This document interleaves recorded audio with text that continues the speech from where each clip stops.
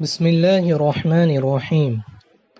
صحیح البخاری حدیث نمبر 249، کتاب غسل کے احکام و مسائل۔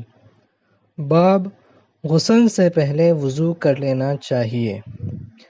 نبی کریم صلی اللہ علیہ وسلم کی زوجہ مطہرہ حضرت میمونہ رضی اللہ عنہا فرماتی ہیں کہ نبی کریم صلی اللہ علیہ وسلم نے نماز کے وضو کی طرح ایک مرتبہ وضو کیا، البتہ پاؤں نہیں دھوئے، پھر اپنی شرمگاہ کو دھویا اور جہاں کہیں بھی نجاست لگ گئی تھی اس کو دھویا، پھر اپنے اوپر پانی بہا لیا، پھر پہلی جگہ سے ہٹ کر اپنے دونوں پاؤں کو دھویا۔